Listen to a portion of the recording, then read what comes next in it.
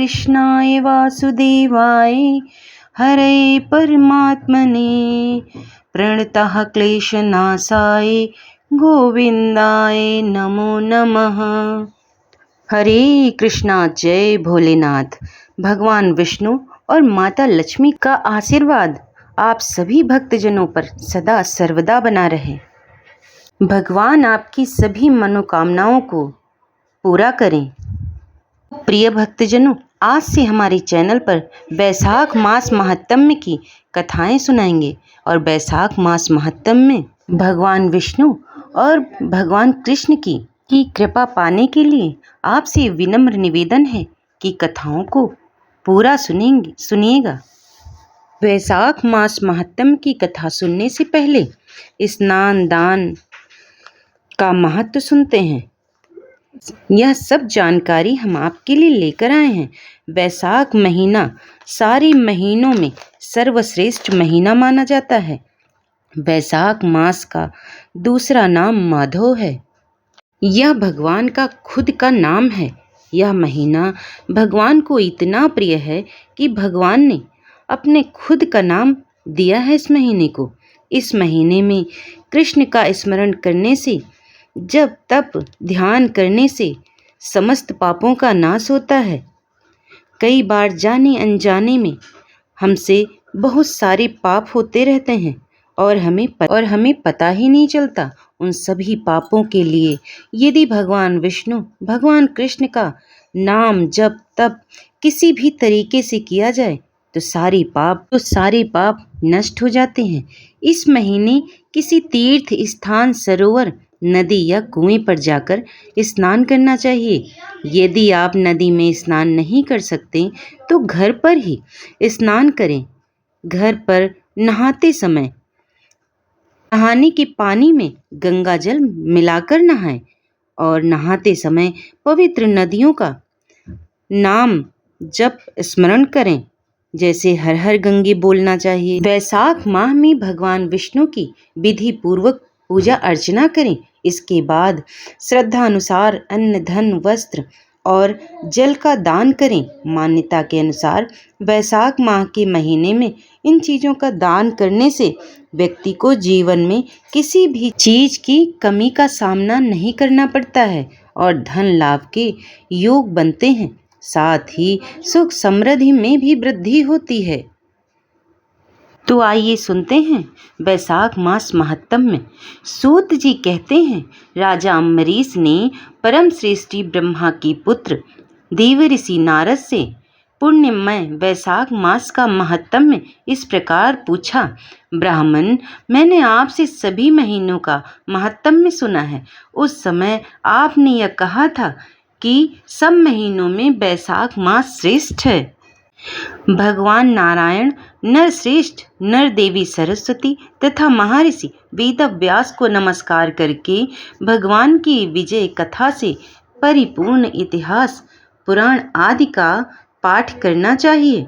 सूत जी कहते हैं, राजा अम्बरीश ने परम श्रेष्ठी ब्रह्मा के पुत्र देवर्षि नारद से पुण्यमय वैशाख मास का महात्म्य इस प्रकार पूछा। ब्राह्मण, मैंने आपसे सभी महीनों का महात्म्य सुना है।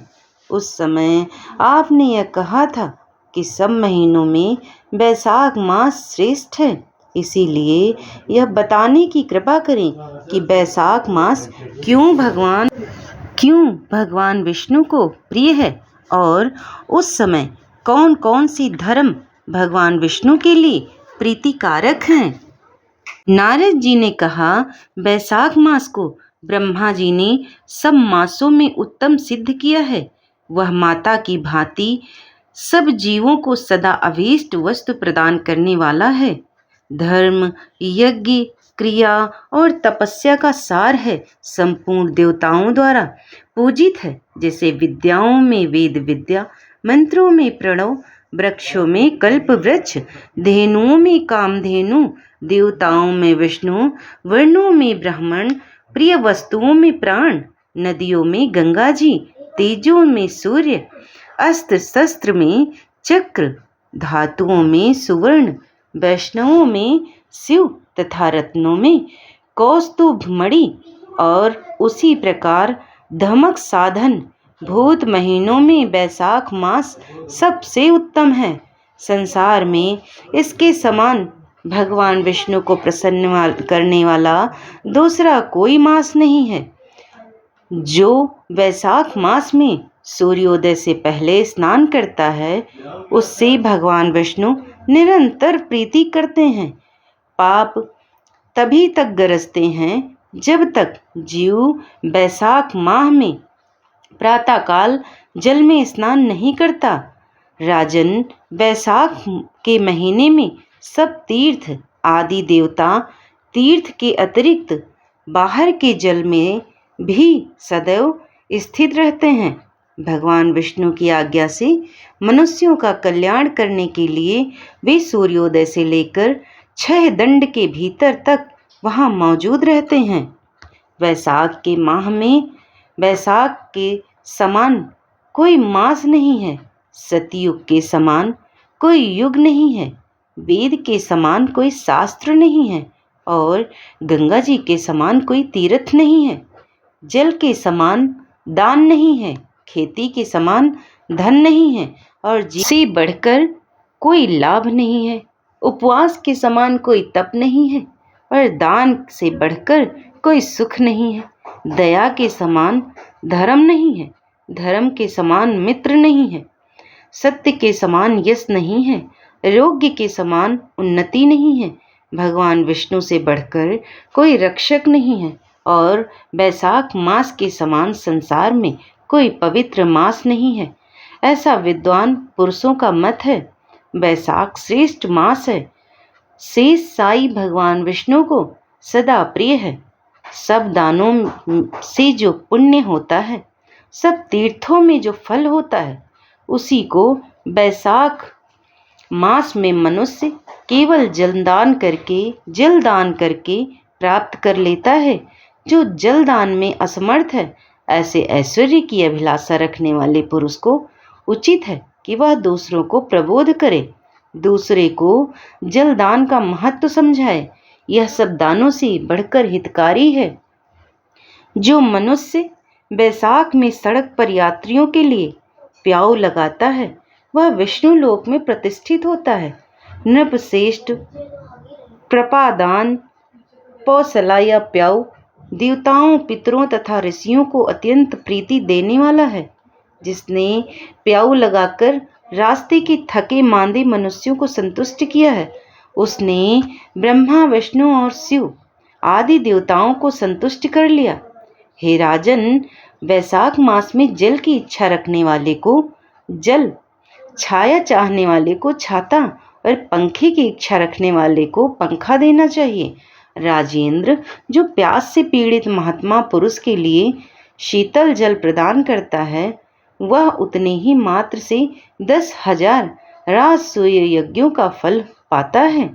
धूप और परिश्रम से पीड़ित ब्राह्मण को जो पंखा डुलाकर हवा करता है, वह उतने ही मात्र से निष्पाप होकर भगवान का पार्षद हो जाता है।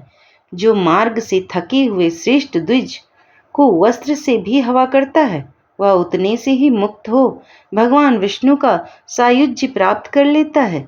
जो शुद्ध चित्त से ताड़ का पंखा देता है, वह सब पापों को नाश करके ब्रह्मालोक को जाता है। जो विष्णु प्रिय वैशाख मास में पादुका दान करता है, वह यमदूतों को तिरस्कार करके विष्णु लोक में जाता है। जो मार्ग में अनाथों के ठहरने के लिए विश्रामशाला बनवाता है, उसके पुण्य फल का वर्णन नहीं किया जा सकता। माध्याह्न में आए हुए ब्राह्मण अतिथि को यदि कोई भोजन दे तो उसके फल का अंत नहीं है। राजन, अन्नदान मनुष्यों को तत्काल तृप्त करने वाला है, इसीलिए संसार में अन्न के समान कोई दान नहीं है। जो मनुष्य मार्ग के थके हुए ब्राह्मणों के लिए आश्रय देता है, उसके पुण्य फल का वर्णन किया नहीं जा सकता। भूपाल, जो अन्नदाता है, वह माता पिता आदि का भी विस्मरण करा देता है। इसलिए तीनों लोकों के निवासी अन्नदान की ही प्रशंसा करते हैं। माता और पिता केवल जन्म के हेतु पर जो अन्न देकर पालन करता है मनीषी पुरुष इस लोक में उसी के पिता कहते हैं। वैशाख मास महात्म्य में यहाँ पर समाप्त होता है। और अब भगवान विष्णु की कृपा पाने के लिए जो अभी कहेंगे वे सभी कार्य करने बहुत जरूरी होते हैं। वैशाख मास में भगवान विष्णु की कृपा प्राप्त करने के लिए सूर्योदय से पहले स्नान करना चाहिए। सभी मनोकामनाओं की पूर्ति के लिए इस मास में दान जप करने से अच्छे पुण्य प्राप्त होता है और पवित्र नदियों में स्नान जरूर करना चाहिए। इस महीने में पवित्र नदियों में स्नान करना शुभ फल देने वाला होता है। वैशाख मास में भगवान श्री कृष्ण की आराधना का विशेष फल मिलता है। सूर्य उदय से पहले स्नान जरूर करना चाहिए। भगवान का जप, विष्णु भगवान का जप तप वैशाख माह में व्रत रखने से विशेष फल मिलता है। पवित्र ध्यान, वैशाख माह में ध्यान का भी विशेष महत्व है। भगवान विष्णु की पूजा, वैशाख मास में भगवान विष्णु की पूजा का विशेष फल मिलता है। अन्य धार्मिक कार्य वैशाख मास में जरूर करना चाहिए। अब सुनते हैं तुलसी माता की कथा। एक बुढ़िया माई तुलसी जी को सींचती और कहती कि हे तुलसी माता, सत्य की दाता, मैं तेरा विडला सींचती हूँ। मुझे बहू दे, पीताम्बर की धोती दे, मीठा घास दे, बैकुंठा मेवास दे, चटक की चाल दे, पटक की मोद दे और चंदन का काठ दे, रानी सा राज दे, दाल भात का भोजन दे और 11 की मौत दे, कृष्ण जी का कंधा दे। तब तुलसी माता यह सुनकर सूखने लगी तो भगवान ने पूछा कि हे तुलसी, तुम क्यों सूख रही हो? तुलसी माता ने कहा कि एक बुढ़िया रोज आती है और यही बात कह जाती है, मैं सब तो पूरा कर दूंगी, लेकिन कृष्ण का कंधा कहाँ से लाऊंगी? तो भगवान बोले, जब वो मरेगी तो मैं अपने आप कंधा दे आऊँगा, तो बुढ़िया माई से कह देना। बाद में बुढ़िया माई मर गई। सब लोग आ गए। जब माई को ले जाने लगे तो किसी से ना उठी। तब भगवान यह 12 वर्ष के बालक का रूप धारण करके आए और बालक ने कहा, कान में एक बात कहूँगा तो बुढ़िया माई उठ जाएंगी।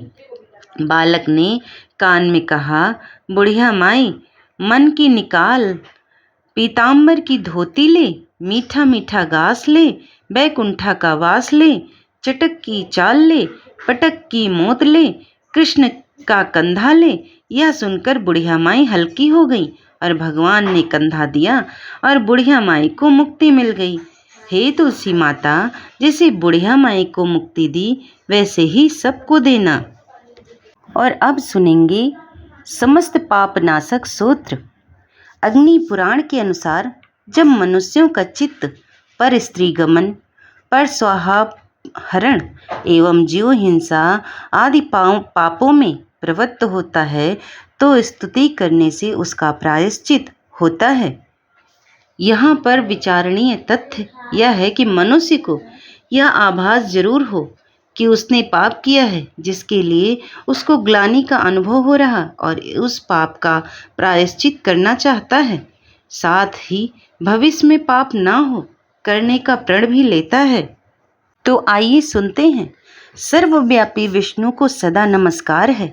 श्री हरि विष्णु को नमस्कार है। मैं अपने चित्त में स्थित सर्वव्यापी अहंकार शून्य श्री हरि को नमस्कार करता हूँ। मैं अपने मानस में विराजमान अव्यक्त अनंत और अपराजित परमेश्वर को नमस्कार करता हूँ। सबके पूजनीय, जन्म और मरण से रहित प्रभावशाली श्री विष्णु को नमस्कार है। विष्णु मेरी बुद्धि में विराजमान है। विष्णु मेरे अहंकार में प्रतिष्ठित हैं और विष्णु मुझ में भी स्थित हैं। वे श्री विष्णु की चराचर विष्णु ही चराचर प्राणियों के कर्मों के रूप में स्थित हैं। उनके चिंतन से मेरे पाप का विनाश हो, जो ध्यान करने पर पापों का हरण करते हैं और भावना करने से स्वप्न में दर्शन देते हैं। इंद्र के अनुज शरणागत जनों का दुख दूर करने वाले उन पापहारी श्री विष्णु को मैं नमस्कार करता हूँ। मैं इस निराधार जगत में अज्ञान धार में डूबते हुए को हाथ का सहारा देने वाले परातत्व स्वरूप श्री विष्णु के सन्मुख प्रणत होता हूँ। सर्वेश्वर प्रभु कमल नयन परमात्मन ऋषिकेश आपको नमस्कार है। इंद्रियों के स्वामी श्री विष्णु आपको नमस्कार है। नरसिंह अनंत स्वरूप गोविंद समस्त भूत प्राणियों की सृष्टि करने वाले केशव, मेरे द्वारा जो दुर्वचन कहा गया हो अथवा पाप पूर्ण चिंतन किया गया हो, मेरे उस पाप का प्रशमन कीजिए। आपको नमस्कार है केशव। अपने मन के वश में होकर मैंने जो ना करने योग्य अत्यंत उग्र पाप पूर्ण चिंतन किया है, उसे शांत कीजिए। परमार्थ परायण ब्राह्मण प्रिय गोविंद, अपनी मर्यादा से कभी चित न होने वाले जगन्नाथ, जगत का भरण पोषण करने वाले देवेश्वर, मेरे पाप का विनाश कीजिए। मैंने माध्याह्न, अपराह्न, सायकाल एवं रात्रि के समय जानते हुए अथवा अनजाने में शरीर एवं मन वाणी के द्वारा जो पाप किया हो, पुंडरीकाक्ष, ऋषिकेश, माधव, आपके इन तीनों नामों के उच्चारण से मेरे वे सब पाप क्षीण हो जाएं। कमल नयन लक्ष्मी पते इंद्रियों के स्वामी माधव, आज आप मेरे शरीर एवं वाणी द्वारा किए हुए पापों का हनन कीजिए। आज मैंने खाते, सोते, खड़े, चलते अथवा जागते हुए मन, वाणी और शरीर से जो भी नीच योनि एवं नरक की प्राप्ति कराने वाले सूक्ष्म अथवा स्थूल पाप किए हों, भगवान वासुदेव के नामोच्चारण से वे सब विनष्ट हो जाएं। जो परब्रह्म, परम धाम और परम पवित्र हैं, उन श्री विष्णु के संकीर्तन से मेरे पाप लुप्त हो जाएं, जिसको प्राप्त होकर ज्ञानी जन पुनः लौट कर नहीं आते। जो गंध, स्पर्श आदि तन मात्राओं से रहित श्री विष्णु का वह परम पद मेरे पापों का शमन करें। जो मनुष्य पापों का विनाश करने वाले इस स्रोत का पठन अथवा श्रवण करता है, वह शरीर, मन और वाणी जनित समस्त पापों से छूट जाता है एवं समस्त पाप ग्रहों से मुक्त होकर श्री विष्णु के परम पद को प्राप्त होता है। इसलिए किसी भी पाप के हो जाने पर इस स्रोत का जप करें। यह स्रोत पाप समूहों के प्रायश्चित के समान है। कृच्छ आदि कृत करने वाले के लिए भी यह श्रेष्ठ है। स्रोत जप और व्रत रूप प्रायश्चित से संपूर्ण पाप नष्ट हो जाते हैं। इसलिए भोग और मोक्ष की सिद्धि के लिए इनका अनुष्ठान करना चाहिए। यहाँ पर समस्त पाप नाशक स्रोत समाप्त हुआ और हम अब पढ़ेंगे विष्णु चालीसा। विष्णु सुनिए विनय सेवक की चितलाए, कीरत कुछ वर्णन करूं दीजिए ज्ञान बताए। कष्ट नसावन अखिल विहारी, प्रबल जगत में शक्ति तुम्हारी। त्रिभुवन फैल रही उजियारी, सुंदर रूप मनोहर सूरत। सरल स्वभाव मोहनी मूरत, तन पर पीतांबर अति सोहत। वैजंती माला मनमोहत, शंख चक्र कर गदा विराजें। देखत दैत्य असुर दल भाजें, सत्य धर्म मद लोभ न गाजे। काम क्रोध मद लोभ न छाजे, सित भक्त भंजन मनरंजन। दनुज असुर दुष्टन दल गंजन, सुख उपजाए कष्ट सब भंजन। दोष मिटाए करत जन सज्जन, पाप काट भव सिंध उतारण। कष्ट नाश कर भक्त उबारण, करत अनेक रूप प्रभु धारण, केवल आप भक्ति के कारण। धरण धेनु बन तुम्हि पुकारा, तब तुम राम रूप कर धारा। भार उतार असुर दल मारा, रावण आदि को संहारा। आप वराह रूप बनाया, हरणायाक्ष को मार गिराया। धर मत्स्य तन सिंधु बनाया, 14 रत्नन को निकलाया। अमिलख असुरन द्वंद मचाया, रूप मोहनी आप दिखाया। देवन को अमृत पान कराया, असुरन को छवि से बहलाया। कूर्म रूप धर सिंधु मझाया, मांद्राचल गिरि तुरत उठाया। शंकर का तुम फंद छुड़ाया, भस्मासुर को रूप दिखाया। वेदन को जब असुर डुबाया, कर प्रबंध उन्हें ढूढ़वाया। मोहित बनकर खलग नचाया, उसही कर से भस्म कराया। असुर जलंधर अति बलदाई, शंकर से उन कीन्ह लड़ाई। हार पार सिउ सकल बनाई, कीन्ह सती से छल खल जाई। सुमिरन कीन्ह तुम्हें शिवरानी, बतलाई सब विपत कहानी। तब तुम बने मुनीश्वर ज्ञानी, वृंदा की सब सुरत भुलानी। देखत तीन दनुज सैतानी, हो स्पर्श धर्म क्षतिमानी। हना असुर उर शिव सैतानी, तुमने ध्रुव प्रहलाद उबारे। हिरणाकुश आदि खल मारे, गणिका और अजामिल तारे। बहुत भक्त भव सिंधु उतारे, हरहु सकल संताप हमारे। कृपा करहु हरि सिरजनहारे, देखो मैं द्विज दरस तुम्हारे। दीन बंधु भक्तन हितकारे, चाहत आपका सेवक दर्शन। करहु दया अपनी मधुसूदन, जानू नहीं योग्य जब पूजन। होय यज्ञ स्तुति अनुमोदन, शील दया संतोष सुलक्षण। विदित नहीं व्रत बोध विलक्षण, करहूँ आपका किस विधि पूजन। कुमति विलोक होत दुख भीषण, करहूँ प्रणाम और विधि सुमिरन। कौन भांति मैं करहूँ समर्पण। सुर मुनि करत सदा सेवकाई, हर्षित रहत परम गति पाई। दीन दुखिन पर सदा सहाई, निज जन जान लेव अपनाई। पाप दोष संताप नसाऊं, भव बंधन से मुक्त कराऊं। सुख संपत्ति दे सुख उपजाऊं, निज चरणन का दास बनाऊं। निगम सदा ये विनय सुनाएं, पढ़ें सुने सो जन सुख पावें। तो प्रिय भक्तजनों, कथा यहीं पर समाप्त होती है। अगर आपको पसंद आ जाए तो चैनल को लाइक शेयर सब्सक्राइब कर लेना और एक छोटा सा कमेंट जरूर करना। धन्यवाद।